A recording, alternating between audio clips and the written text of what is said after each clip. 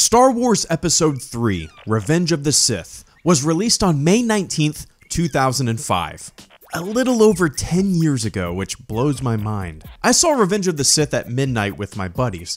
This premiere was the reason I purchased a Greedo mask. I went as Greedo, and my buddy went as Han. Hell, without this premiere, the YouTube channel may have never been created. I have a lot of great memories surrounding this movie. The costume preparation, the friends, the excitement in the air as everyone waited in line for the theater to let all of us in. This was going to be the movie that connected the old with the new. We were going to see how the Galactic Empire was born. The bridge between the two trilogies was going to be built. The opening of the movie is pretty great.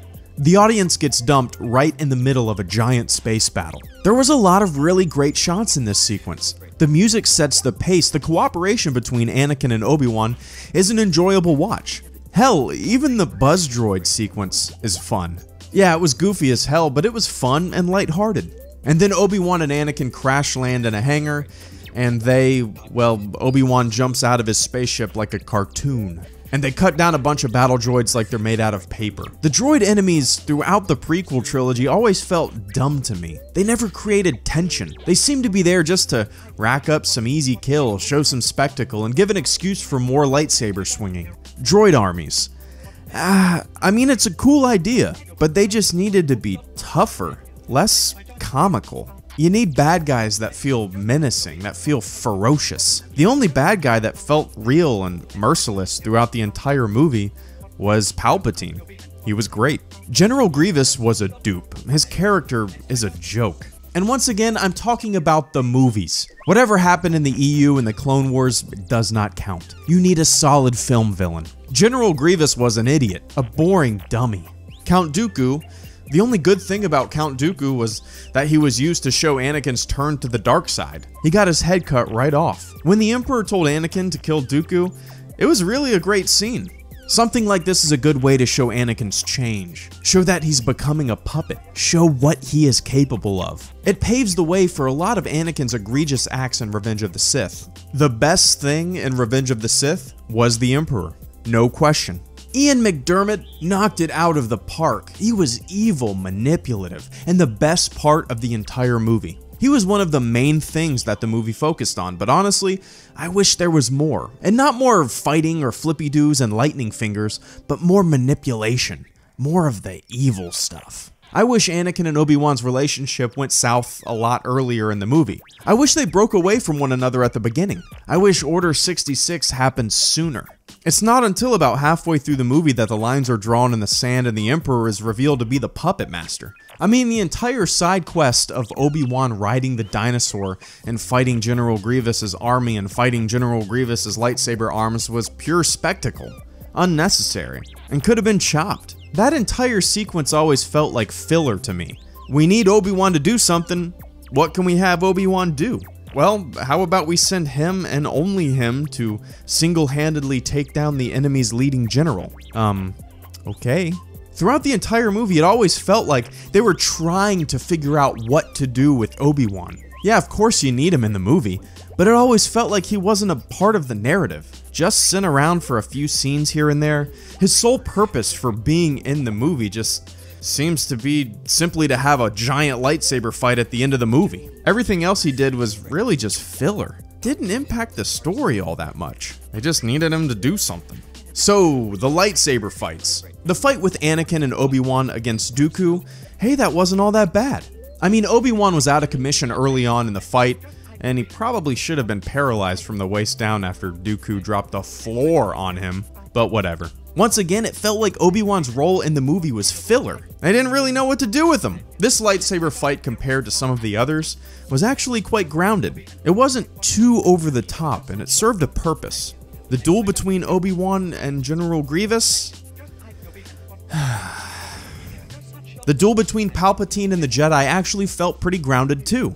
I mean, minus the barrel roll torpedo move that he does, and the fact that he so easily cuts down 3 Jedi, but once it's just Mace Windu and the Emperor, hey, it's actually pretty good. Like I said before, the sinister nature of Palpatine really makes this movie. And when Anakin comes into the room, Palpatine ramps up the manipulation. It's one of the scenes in the movie that has the most tension. Anakin is regretful. But, as an audience member, you could easily side with Anakin. He says killing Palpatine isn't the Jedi way. He said that Palpatine needs to stand trial. And he's got a point. Mace Windu is kind of going off the Jedi script. Anakin sees Palpatine as a friend and he's torn. Is Anakin naive? Yeah. Is he oblivious to his surroundings and does he come off as easily manipulated? Yeah, totally. But his turn to the dark side is actually pretty fun to watch. Did it feel quick and rushed? Yeah, absolutely. Did it feel too easy? But hey, it was fun. Man, the Yoda and Palpatine fight, it was just so over the top. And you all know how I feel about Yoda fighting. I've said it all before. Let's all just throw shit at each other. The end fight between Anakin and Obi-Wan was so ridiculous. Unnecessarily over the top. It is so long, it has so much spectacle, and it didn't need to be like this at all. In fact, you could have cut it in half, maybe even more so, put it in a less crazy setting and the emotion would have been the same. Actually, the emotion might have been even greater.